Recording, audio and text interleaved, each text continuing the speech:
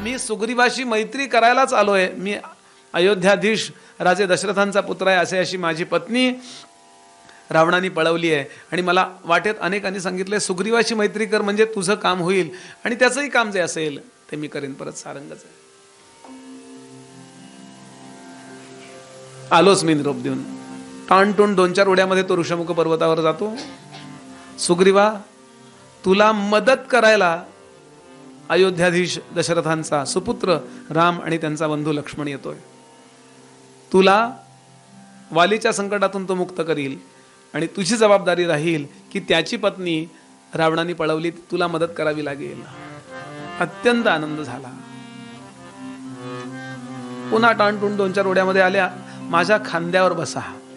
आपलं शरीर लघिमा, अणिमा, गरिमा, त्यातली गरिमा नावाची सिद्धी, महान होण्याची सिद्धी जी बहुतेक सगळ्यांना प्राप्त आहे आज. फक्त परत लघिमाची नाही आहे.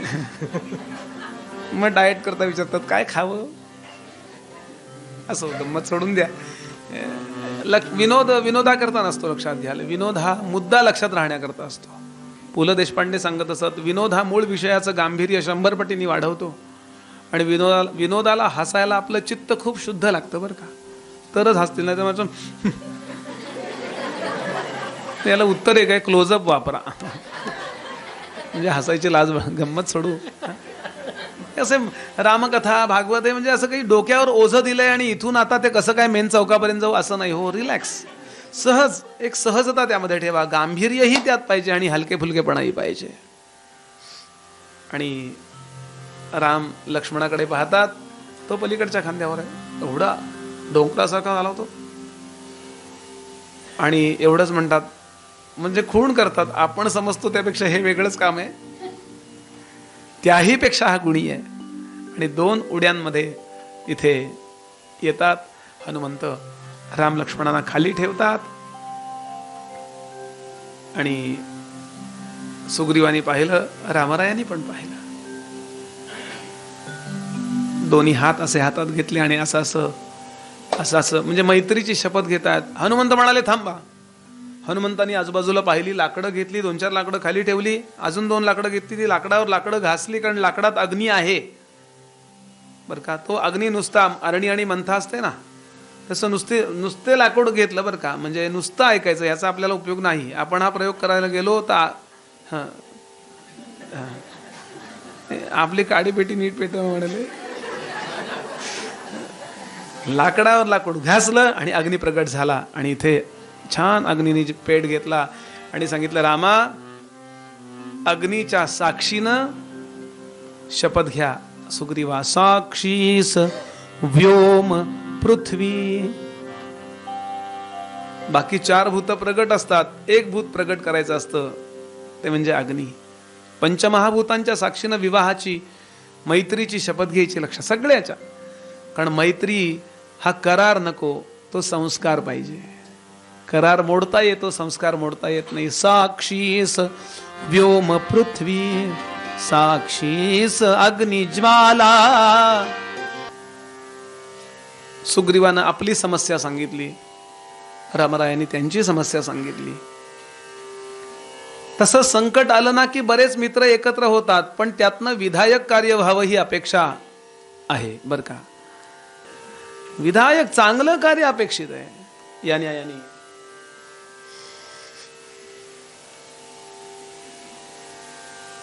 सुग्रीवानी एका वानराकडे पाहिलं, तो धावत धावत गेला आणि जानकीनी आपल्या उत्तरीयामध्ये, आपल्या ओढणीमध्ये जे थोडेफार दागिने असे गुंडाळून खाली टाकले होते, काल तो प्रसंग पाहिलाय, पण ते घेऊन यायला सांगितलं. हे जानकीचे आहेत का, ओळखा. म्हणून तो वानर आतमध्ये धावत धावत जातो आणि गुहेतून ते जानकीचे जे वस्त्र आहे त्यामध्ये दागिने बांधलेले ते घेऊन येतो. ते रामरायांनी पाहिले आणि रामराय ओक्साबोक्षी रडू लागले. वरचं उत्तरीय तर ओळखलंच हो. एकदम जानकीची तीव्र आठवण रामरायांना येते आणि प्रभू सांगतात, लक्ष्मणा, लक्ष्मणा, बघ रे, हे उत्तरीय जानकीच आहे ना, हे दागिने जानकीचेच आहेत ना. बघ बघ, ही केयूर, ही कुंडल, हे पैंजण, नुपूर, बघ बघ. आणि श्रोते हो, या ठिकाणी भारतीय संस्कृतीचा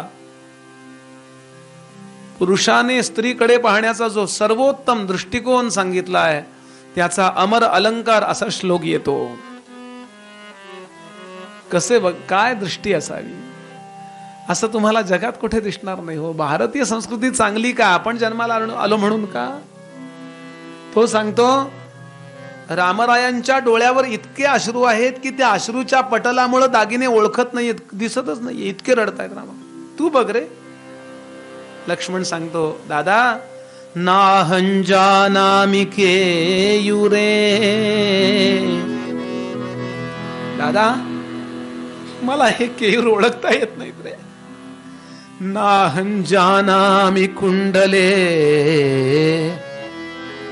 कानातली ही कुंडल मला नाही ओळखता येत. पण दादा, नूपुरे त्वभिजानामि. पायातले पैंजण मात्र मी ओळखू शकतो का. नित्यं पादाभिवंदनात. रोज मी नमस्कार करत असे वहिनींना, तेव्हा या पैंजणांचं मला दर्शन झालंय, पण बाकीचे दागिने मी ओळखू शकत नाही. हा सगळा मूर्खपणा आहे ना. आणि आमच्याकडे सगळं फ्री फ्री असतं, हा शहाणपणा आहे ना. समाजाने ठरवावं कसं वागायचं आणि कसं नाही वागायचं. पण जे उत्तम अशी जीवनमूल्य आहेत, त्याचं प्रतिपादन वाल्मिकी करतात आणि ते वक्त्यांनी समोर ठेवावं, हे त्याचं कर्तव्य आहे. मर्यादा नावाची जी गोष्ट आहे ना, हीच फक्त आपल्याला चांगलं वागायला शिकवू शकते. कायद्याने आपण चांगले होणार नाही, कारण कायदा म्हणजे बंधन, आणि बंधन कुणाला नको असतं. मनातूनच मी कधी आयुष्यात वाईट वागणार नाही असं येण्याकरता या कथा आतमध्ये बिंबवून घ्याव्यात. छोटा शिवबा हे ऐकायचा आणि लहानपणी शिवबाने ठरवलं, मी रामासारखा होईन, मी रावणासारखा होणार नाही. रावणासारखा वागणाऱ्या रांझ्याच्या पाटलाला हात पाय तोडण्याची शिक्षा 14व्या वर्षी शिवाजी महाराजांनी दिली. अशा शिवाजी महाराजांच्या जीवनात एक प्रसंग असा सांगा की महाराजांनी एखाद्या स्त्रीकडे वाईट अर्थानं पाहिलंय. बेळगाव जवळचा एक किल्ला बहिर्जी नाईकांनी जिंकला. दक्षिण दिग्विजयाला गेले तेव्हा आदिलशहाच्या ताब्यातला तो भुईकोट किल्ला आजही आहे. तिथे एक मराठा सरदार किल्लेदार होती, ती आणि तिचा मुलगा. नाईलाजानं तो किल्ला ताब्यात द्यावा लागला. तिला बंदी केलं आणि एका पालखीमध्ये बसवून शिवाजी महाराजांना नजराणा म्हणून ती स्त्री अर्पण केली बहिर्जी नायकांनी. ज्या बहिर्जींनी आग्र्याहून सुटताना जास्तीत जास्त मदत केली होती, त्या बहिर्जींचा हा पराक्रम पाहिल्यानंतर महाराज रागावले. महाराज म्हणाले, बहिर्जी, मला एवढंच ओळखलत, फार मोठा सन्मान केलात माझा. महाराजांनी आपल्या पत्नीकडून तिची ओटी भरवली. तिनं सांगितलं त्या स्त्रीनं, मला काय शिक्षा द्यायची, काय कुठं कोंडायचं ते कोंडा, पण या मुलाला फक्त तुम्ही सांभाळा, ह्याचे मामा तुम्ही व्हा. महाराजांच्या नेत्रात पाणी आलं. म्हणजे तू माझी बहीण झालीस, बहिणीला सौभाग्य वायानं द्यायची असतात. आणि त्या बहिर्जींना सांगितलं, ज्या स्त्रीला तुम्ही इथे आणलं तिची पालखी खांद्यावर घ्या, एवढीच शिक्षा. आणि तो किल्ला तिला परत दिला, फक्त आता हिंदवी स्वराज्याची सरदार म्हणून तिथे जा. ही कथा खरी घडलेली आहे. शिवाजी महाराज स्वतः चांगले होते, पुण्यवान होते, आहेच हो, पण या सगळ्या कथा शिवाजी महाराज लहानपणापासून सातत्याने ऐकत होते, हे आम्हाला कधी विसरता येणार नाही. प्रतापदुर्ग महात्म्य नावाच्या ग्रंथामध्ये अगदी अलीकडे सापडलाय हा ग्रंथ, की महाराज लहान असताना उमाजी पंडित आणि केशव पंडित नावाचे 2 पंडित फक्त या कथा सांगण्याकरता शहाजी महाराजांनी अपॉइंट केले होते. या कथा ऐकवा मुलांना जरा. असो, सुग्रीवानं सगळं घडलेलं सांगितलंय. रामाने सांगितलं, डिटेलमध्ये कथा सांग, व्यवस्थित सांग, काय झालंय वालीचं, तुझं वैर आहे कळलं मला, पण कधीपासून काय काय घडलंय. सुग्रीवानं सगळं घडलेलं सांगितलंय. की मायावी नावाचा वास्तविक वालीचा मित्र, टेबल फ्रेंड,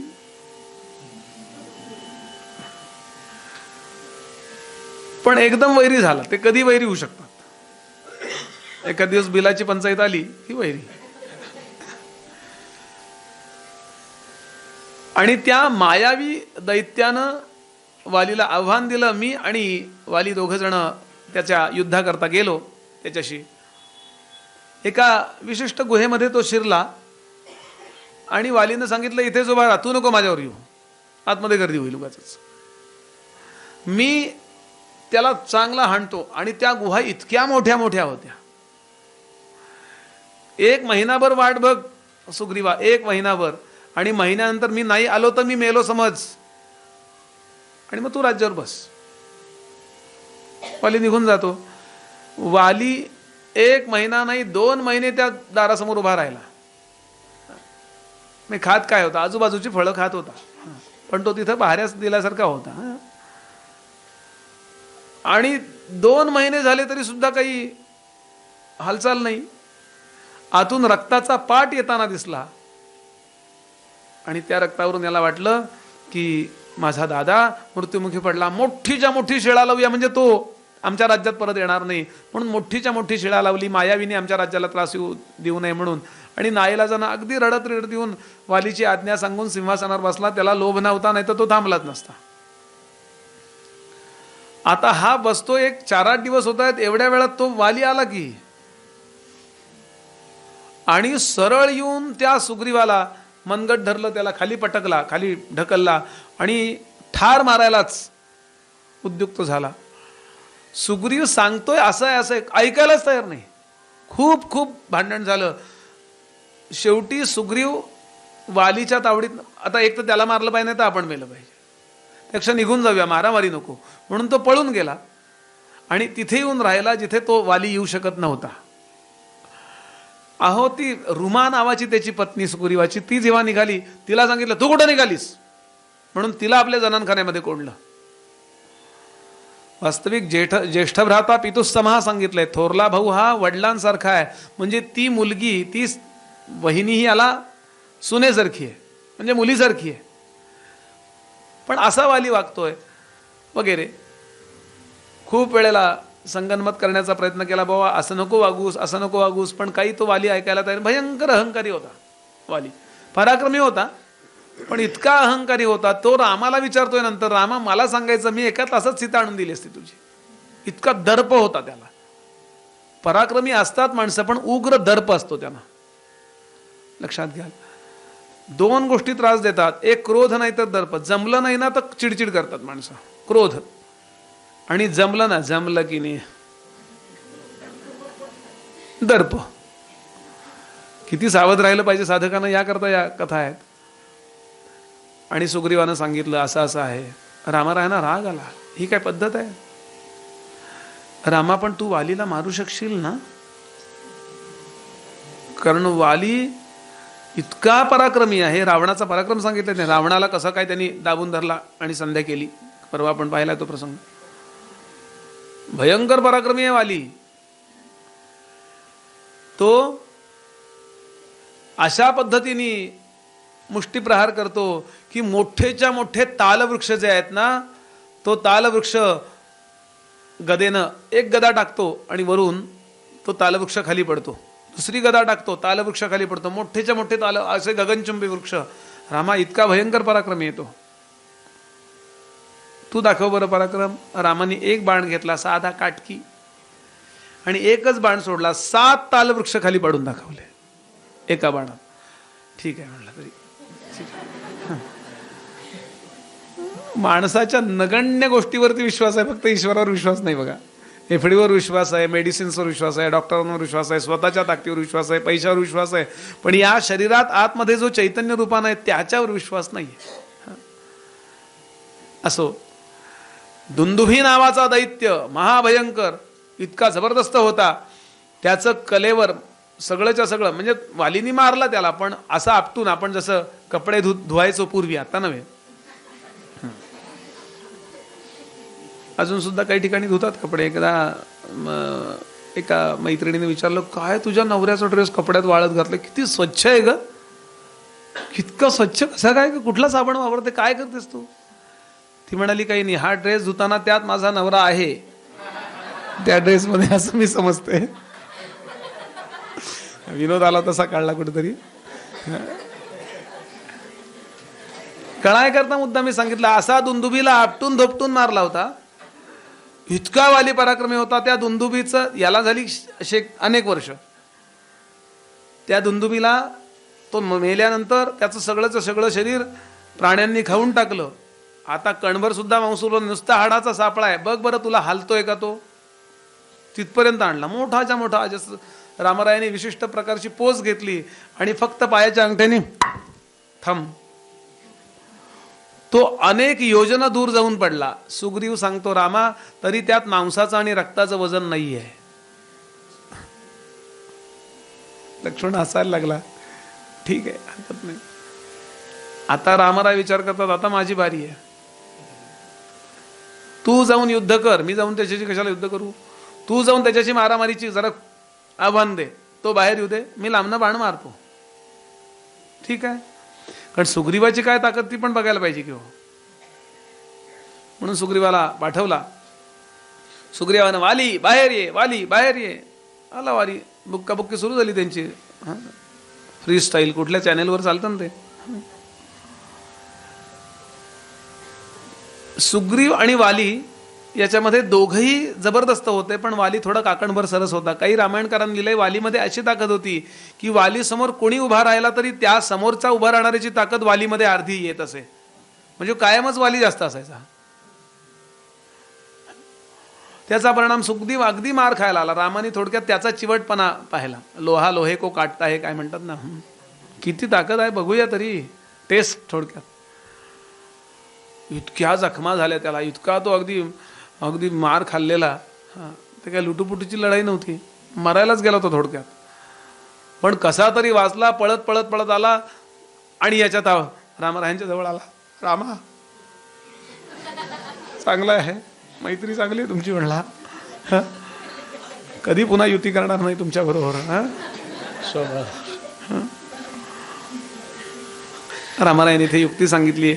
अरे तुम्ही दोघं भाऊ इतके सारखे दिसता की मी बाण सोडायचो आणि जो मला शरण आहे त्याला मारल्याचं पाप मला लागायचं, म्हणून मी खून करतो तुला, ये ये ये.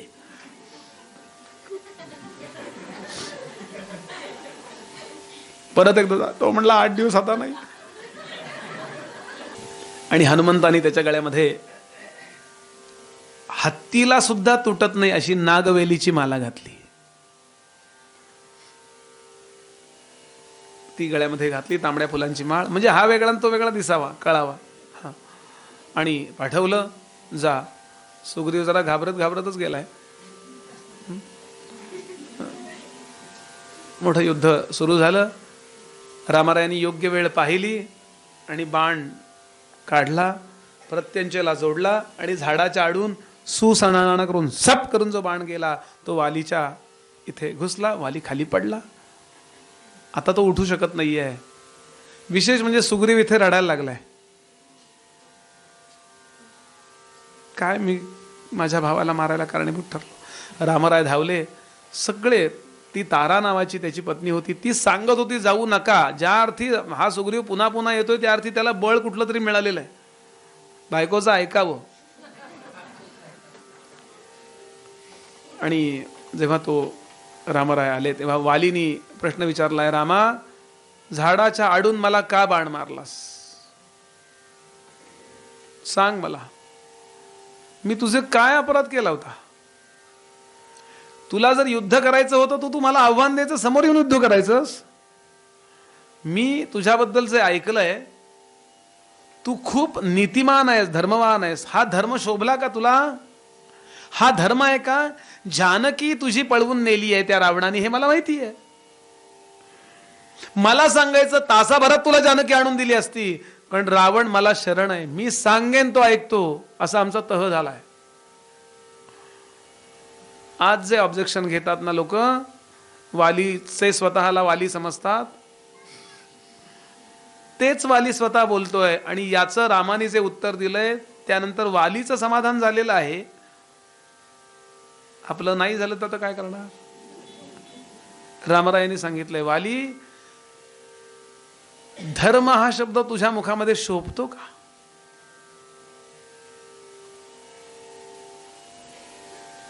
जो स्वतः अनेक व्यसनांनी ग्रस्त आहे त्यानं व्यसन करू नका. इतरांकडून निर्व्यसनीपणाची अपेक्षा करणं जितकं मूर्खपणाचं आहे तितकाच तू इतरांकडून धर्माची अपेक्षा करणारा मूर्खासारखा बोलतोयस. पहिला मुद्दा. दुसरा, तू माझी पत्नी काय आणून देणार परत? तुझ्या सख्या भावाची पत्नी तू परत देऊ शकत नाहीस. तू कामी पण आहेस आणि तू अहंकारी पण आहेस. तिसरा मुद्दा, ह्या सगळा भूभाग अयोध्येच्या राजवंशाचा आहे. याच्यावर राज्य कुणाचं आहे? अश्वमेध यज्ञ केल्यानंतर दुसरा अश्वमेध यज्ञ कुणी करेपर्यंत ज्यानं अश्वमेध यज्ञ केलाय त्याचं राज्य मानलं जात असे. असा त्यावेळेला नियम होता. सम्राट कोण? दशरथ. त्यांचा मुलगा कोण? भरत. त्या भरताचा मी कोण आहे? भाऊ. म्हणजे मी त्या राजघराण्याकडून इथे आलोय, त्यांचा पोलीस म्हणून इथं आलोय. मला जर कोणी शरण आला तर त्याला, आणि त्याच्यावर खरंच अन्याय झाला असेल तर त्याला न्याय देणं माझं कर्तव्य आहे की नाही? बोल, तूच सांग. तू वाईट वागला नाहीस? तू वाईट वागला नाहीयस विचारतायत. आणि वालीनं पहिल्यांदा तारेकडे पाहिलं आणि पहिल्यांदा वाली सांगतो, सारंग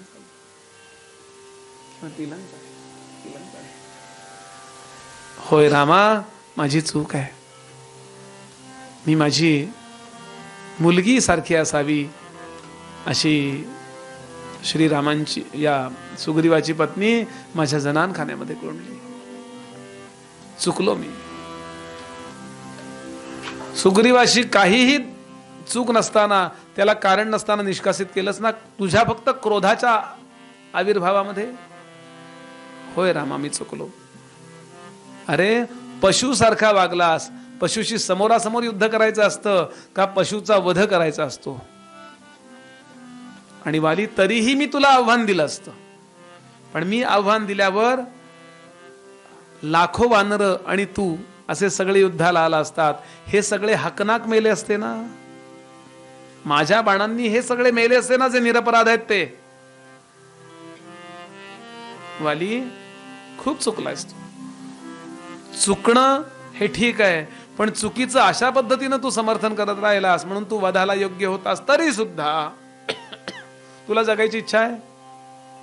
हा बाण जो आहे तो मी सोडलाय, त्यामुळे त्या बाणाची जात मला माहिती आहे. तो बाण आतमध्ये फिरत फिरत फिरत फिरत असा गेलाय. तो कशा पद्धतीने बाहेर काढायचा आणि त्याच्यावर औषध योजना काय करायची मला माहिती आहे. तू जगू इच्छित असेल जग, मला काही म्हणायचं नाही, पण सगळे चुका सुधार. आणि इथे वालीच्या नेत्रात अश्रू व्हायला लागले. आता मी मरणच माझ्या चरित्राला एका अर्थानं चांगुलपणाचं ठरेल. एक मुद्दा. आणि दुसरा, रामराया, तुम्ही समोर असताना मला मरण येण्यासारखी काय दुसरी अजून गोष्ट आहे? नारायणा, मी तुला ओळखलेलं आहे. भगवंत समोर असताना मरावं.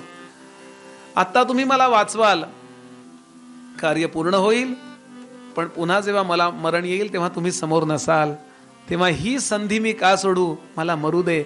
फक्त माझे प्राण अडकलेत ते माझ्या लेकरा करता, अंगदा करता.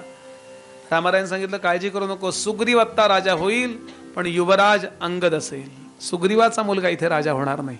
मी तुला शब्द देतो. अंगदाला जवळ बोलावलं. रामरायानं खूण केली अशी पडल्या पडल्या, जवळ या. रामरायाचा हात घेतला, अंगदाचा हात घेतला आणि अंगदाचा हात रामरायांच्या हातामध्ये दिला. आणि एक वाक्य वाली बोलला, अंगदा, तुला माझ्यापेक्षा श्रेष्ठ पिता अर्पण करतो. रामराया, माझ्या बाळाचं संगोपन कर, त्याला काही कमी पडू देऊ नकोस. आणि वाली देह टाकतो. सुग्रीव चरणावर बसून खूप रडलाय. प्रामाणिक पश्चाताप झालाय त्याला. प्रामाणिक, तो सज्जनच होता. हो, तारा दुःखी झालीये, तिचं सांत्वन हनुमंतानी केलंय. इथे थोडं तत्वज्ञान येतं. हनुमंतानी सांगितलं, तारा रडतीस कशाला सांग. आत्म्याकरता रडत असेल तर आत्मा अमर आहे, आणि देहाकरता रडत असेल तर देह इथं पडलाय, समोरच आहे तुझ्या. काय हनुमंतांची युक्ती असेल? फक्त त्या चैतन्यानी या देहातून प्रकट व्हायचं बंद केलंय. म्हणून दुःख झालंय का तुला? ते केव्हा तरी होणारच आहे. उलट आता रामांच्या बाणाने जो मृत्यू आलाय आणि त्यामध्ये वालीला आनंद आहे. आता या प्रकरणावरनं रामाना नावं ठेवण्यात ज्यांना आनंद आहे त्याने तो घ्यावा, दुसरं काय करावं. आणि सुग्रीव राज्यावर बसतो.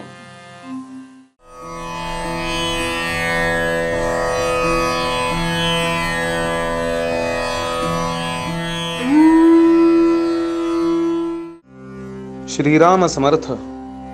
नवीन येणाऱ्या कीर्तनांचं, प्रवचनांचं नोटिफिकेशन मिळवण्यासाठी मकरंद बुवा सुमंत रामदासी यांचं हे YouTube चॅनेल सबस्क्राईब करा आणि बेल आयकॉन दाबा.